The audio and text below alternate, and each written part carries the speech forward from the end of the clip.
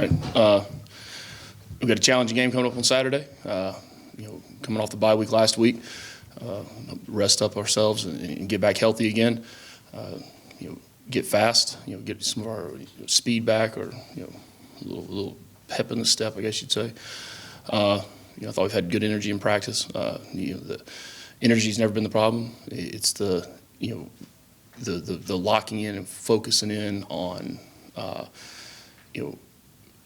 the details of what you're doing. Yeah, that's always something you're going to focus on, but it's the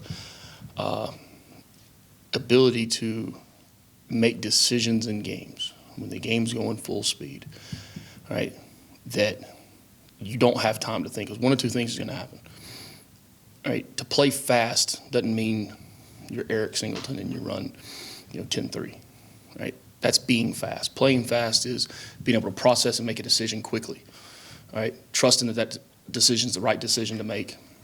All right. Well, the only way you do that is to prepare and the repetition and practice, and kind of equate it back a little bit to the special forces in the U.S. military, whereas they train for months and years for certain missions, and in no way am I equating this to those guys putting their life on the line every single day for our country, but it's the preparation that is the same. And those guys go into a SEAL team goes in on a special mission, and regardless of what preparation they've done, there's nothing that's going to be the same as having a bullet whiz past your head, right? So they have to rely on their training, their preparation to make split-second decisions, or otherwise people lose their lives. And if you can take lessons from the greatest really fighters and warriors in the world, of the SEALs and the Rangers, and you can apply those to really a lot of different things. And that's something that we've got to apply, making those decisions in real time quickly. So it comes back to a lot of things. It comes back to our installation, making sure that our practice, we install things the right way, we coach things the right way, we prepare the team the right way from a mental standpoint, from a physical standpoint, so that when those times come and they have to make an adjustment, it doesn't slow them down. And that's been the big focus this week for our team, is talking about the being able to play fast. And it's one thing to you're at the line of scrimmage, or you're covering somebody, and then you're pursuing across the field to the ball going out. That's running fast. Processing fast is being a linebacker and anticipating what's going to happen, seeing it, making two steps, and you're in the hole, right? Anticipating a blitz as an offensive lineman or a running back, right? Because you've repped it, you've trained yourself, and you're playing fast. You're not second guessing. So that's been a big part of the emphasis this week, is to be able to do that when we show up here at 8 o'clock on Saturday night. And it's such a great feeling to know that we're playing at home, playing a night game at home. Being to see our students and our fans. And I said on Tuesday, what an impact the student section and the students have. And I think I heard earlier there's over 8,000 students, student tickets already out there. So let's get more. Let's get 10. Let's get 12. Let's add to it every week. Let's create a great environment. This is a great environment to go watch a football game, all right? But it's also a great environment for our students to be able to, to congregate and be together and have fun on a Saturday night. So that's what we're excited for as a team. That's what I'm excited for as an alumni of here. Brings back a lot of good memories, man, when you see the students up there, having fun, celebrating with the team after wins. So we hope to create some of that again on Saturday night, but we need the help of everybody, and we need the help of the students in particular to be there and be loud the whole time, except for when the offense is on the field. When their offense is on the field, we need to be as loud as possible. All right, their punt teams on the field, we need to be as loud as possible. Force the communication factor. So make it where they can't hear. That's what we want. So one thing I want to talk about just quickly is kind of the weekly award winners that we give out. Student Athletes of the Week, Chris Elko and AJ Cheeks. Scouts of the Week, on the offensive field, Kate Adams and Will Kiker, and on the defensive field, Ben Guthrie and Ryan Purves. And then captains for this week. All right, team captains this week are offensively Joe Fusel, defensively Jason Moore, and special teams Henry Freer. And there's a lot of things going on, a lot of externally, a lot of things said about the future of college football and the future of walk-ons. And every one of those guys is a walk-on or a former walk-on here at Georgia Tech. And I wanted to make sure that they understood how special they are and how important they are to our success, to our preparation every day, and to know that as long as we're willing and able, with the rules allowing, we're going to do everything we can to make sure we have walk-ons here at Georgia Tech and on the football program, and because they're a vital part of our entire organization. And just to know someone comes in and might not have been recruited out of high school or lightly recruited or heavily recruited and decided still to come because they wanted to come to Georgia Tech. It's providing an opportunity to those guys and really giving them something that they wouldn't be able to have, and to be a part of a team and help a team prepare to win. I think it's pretty cool. I mean, those guys sacrifice a lot. So I just wanted to give a thanks to those guys in a very very visible way. So and they've earned it. It's not like it's just a throwing them a bone. I mean, those guys, Jason Moore's been glue for a long time. I mean, came in as a walk-on O-lineman, moved to D-line, ended up earning himself a way to earn a scholarship, and just proud of all those guys. Joe's been an integral part of the offense for several years, and Henry, no one usually knows who the long snapper is unless they mess up. So, but I think everybody knows who Henry Freer is based on what he's done here scholastically at Georgia Tech over the years and what he'll continue to do for probably many, many more years to come. So make sure y'all get his number if y'all don't have it. So he'll be hiring here in a few years, hiring a bunch of people. So, Are you flying? They're going to be out of work? What's that? Are you flying? They're going to be out of work? No, but who knows? Who knows what he's going to invent? He might make a camera or a microphone or something that y'all would all want. He might get it for free or something. I don't know. So anyway, with that, we're excited to be back home and open up with any questions. Okay. Kelly. You've talked a lot about creating margin, and that's the next step for the team. You're maybe 4 or 5 plays away in the fourth quarter of 2 games from being 5-0 or having a chance to play for 5-0. Just how do you see that, I guess, manifesting, and what are the next steps for the team to get to that, creating some margin for themselves? Yeah, well, I mean, if there was a secret sauce, I think we'd all be ordering it and have plenty of it. But it's not. It's going out and preparing, and you have to prepare. You have to practice.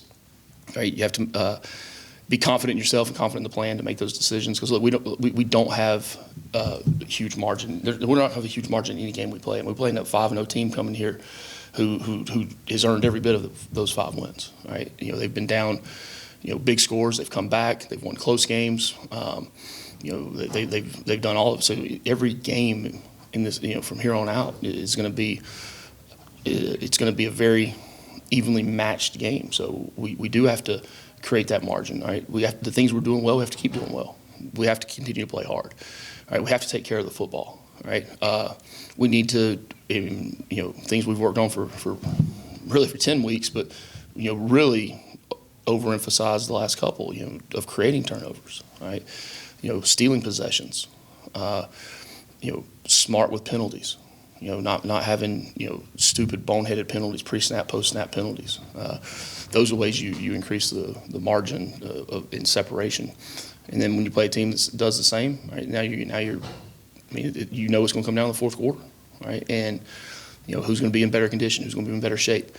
And then the final piece of it is really the psychological part of it, the mindset of it. Who goes in and you're not going into a game to play well, right? You go into every single game expecting to win and working for that goal to win a football game.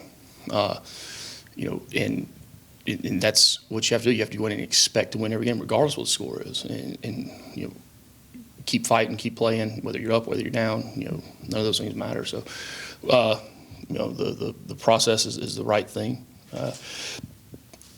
Continuing to get people to consistently, I think, execute it. Right, that's what's hard. That's what's hard, but that's also the challenging part. Is the fun part of it. Seeing guys develop, mature, be confident in themselves. Right, those are the great things about coaching.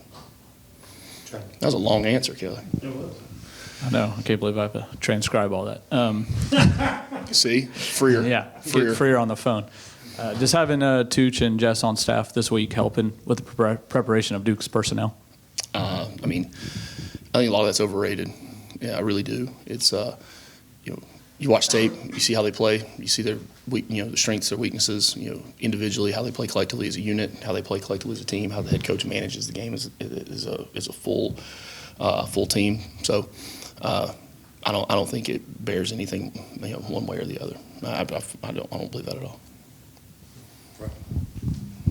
You talked about using the bye week to get their legs back, that type of thing. Your two of your playmakers, Singleton and Rutherford, are guys that do a lot of running in every game.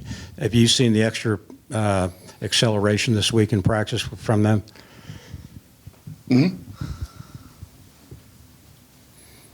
Eric's pretty fast. Malik's pretty fast. An extra gear for them, that'd be awesome. Overdrive, turbo booster. But fast guys have to play fast. Big, strong guys have to play big and strong. And that's where you start to decrease as a football team, is when your fast guys start slowing down, and the advantages you have and you're able to create aren't there as much. So, yeah, getting them fresh last week was a big part of it. Bill? Just in your film study of Duke, what has there been a common theme? What has allowed them to play well in the second halves and the fourth quarters, making those decisions that you were talking about that kind of determine the game? First-year coach, it's hard to build up depth, and you're going to wear people down. I don't think they're to that stage yet, but they are making plays in the fourth quarter to win games. Yeah, really, if you look at the Duke program, you can go back to really when Coach Cutcliffe was there, and the culture that he instilled in the program, and the way they played the game. Schemes differ coach to coach, all right, but when a freshman comes in and they see a junior and a senior doing something, they're going to do it that way, all right? Those guys are there, coach leaves, a new coach comes in. As long as that coach has the structure in the organization and the discipline within it, right, those positive traits of those players aren't going to change. The hard work, those things. So, it's something in their program that's been there over the course of, probably 10 years, 8 years, 12 years, probably longer than that. If you look at when they kind of turned the corner a little bit as a program, as a football program, and they're a good team, and they have been for a long time. And like I said, the culture of the players and in the locker room, right? Coaches can come and go, but those things, all right, as long as that coach comes in, and Manny obviously does. Manny's a really good football coach. Preaches things the right way, does things the right way, builds his team the right way. So you're not going to lose those positive things that you had over the course of time. From the time when Mike was there and back before him when Coach Cup was there. Go. I was wondering if you had any injury updates or anything that you wanted to share on that front. I know guys probably healed up with the bye week a little bit, but We did. We're pretty healthy right now. I don't have anything to share. I don't. I got a lot to share, but I just don't want to share it. No, I don't have anything in regards to that. I wonder if you could tell us Harrison Moore's recruiting story, how he got here. Was that independent of Graham?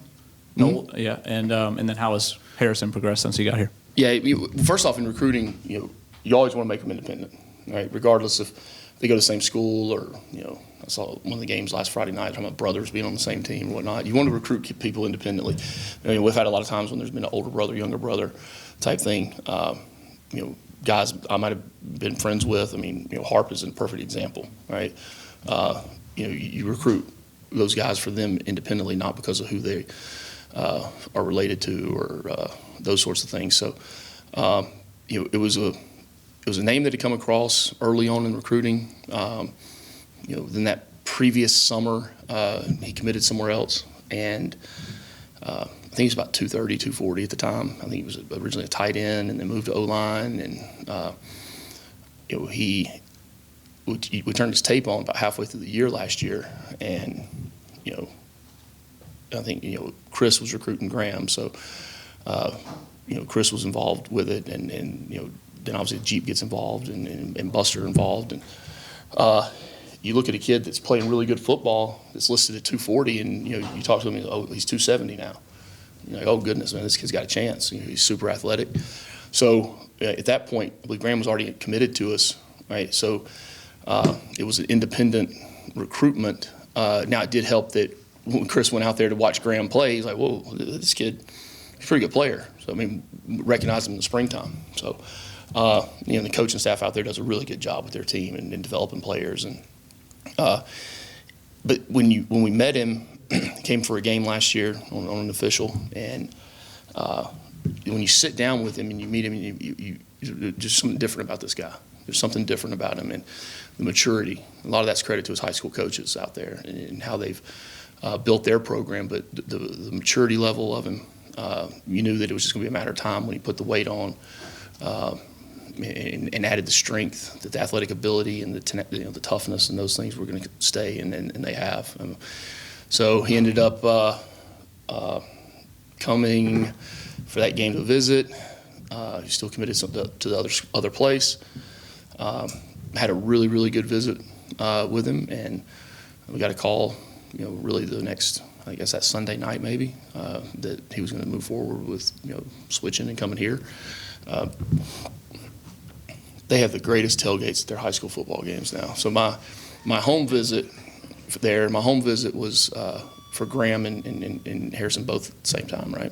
And went to their state. It was the quarterfinals or semifinal game out there. It was in the Old Ranger Stadium out in Texas, and you talk about tailgating. Your visit there was better than his visit here. Is that what you're getting at? It depends on who you ask. But I mean, just the barbecue setups. I mean, I'm talking like trailers from the wall here all the way out there. These huge, massive, big screen TVs in them, and these smokers and cookers and fryers.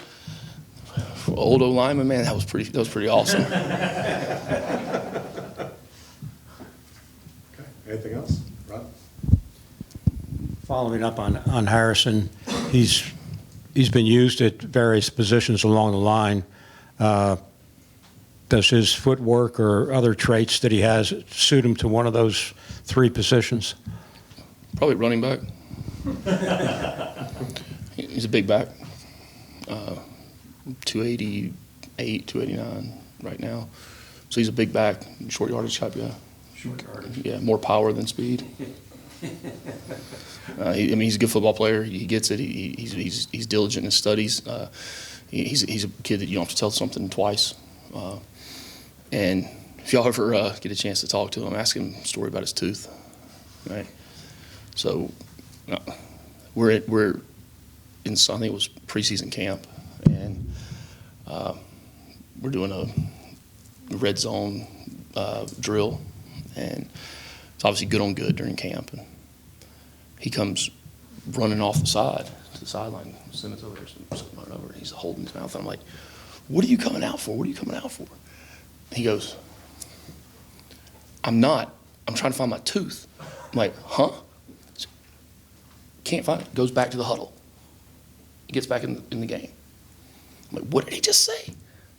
So I walk over there. They're getting ready to run the next play. He's in the huddle. He breaks the huddle. He's going up to the line of scrimmage. I was like, "Oh my goodness!" It was the whole tooth. The whole, root all the way, laying on the ground. Like, Harrison. He turns around, and it looked like a Halloween character. I mean, just covered in blood. He's like, "I'm good." I said, "No, you're not."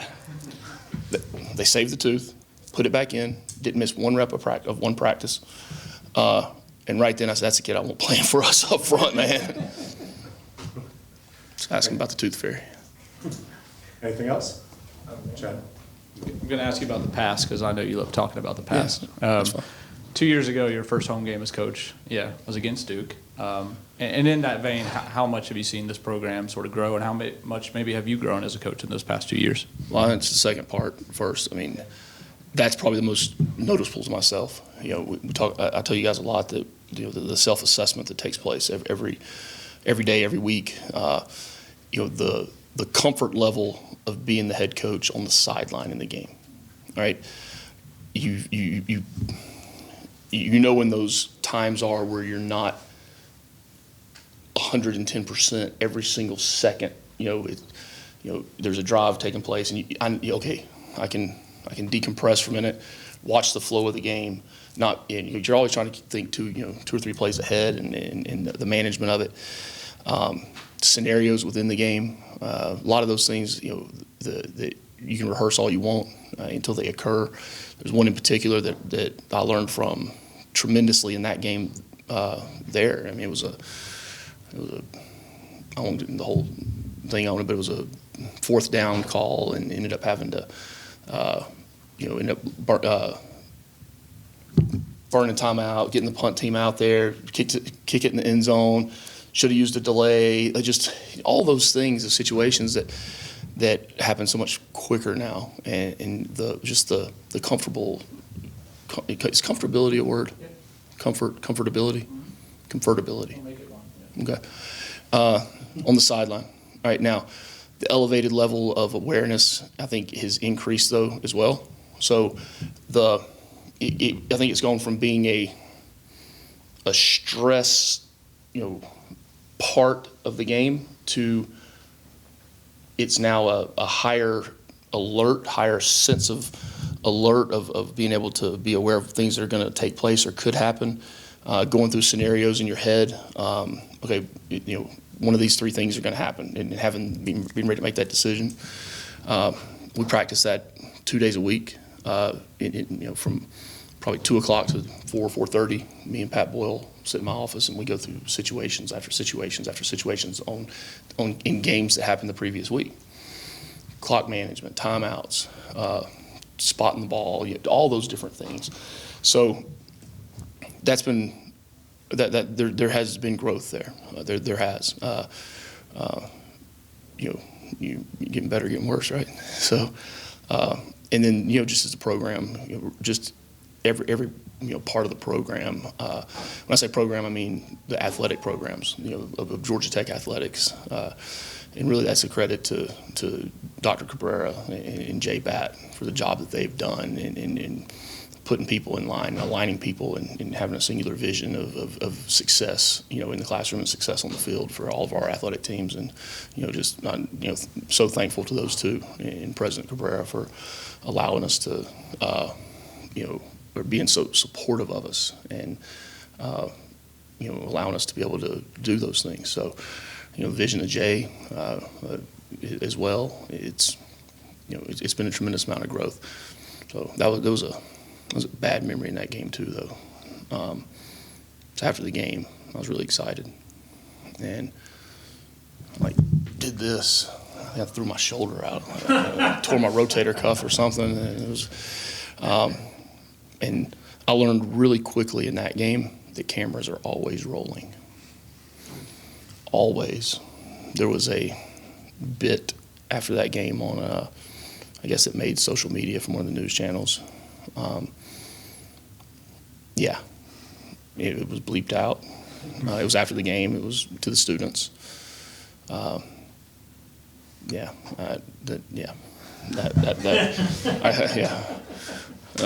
the very next day,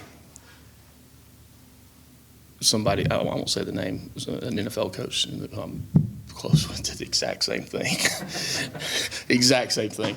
I guess I'll tell you what, though, my wife and my mom, they didn't care.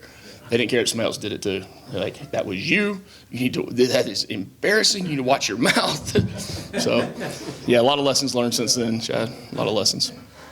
Got you. Want to wrap us up? No, we're good. We're good? Yeah. Okay. All right. Well, we're excited. I'm excited for Saturday. Really are. Excited for this. Excited for the students as much as anything. We need. Speaking of NFL, that's the alarm. Dun, dun, dun. Oh, gotta go. No, we're excited. Excited. We need all the fans, all the students. Need them all. Be loud. Force them to make the mistakes. We force them to. So anyway, go Jackets. See y'all. Thanks, Coach. Thank you, guys. See everybody on Saturday.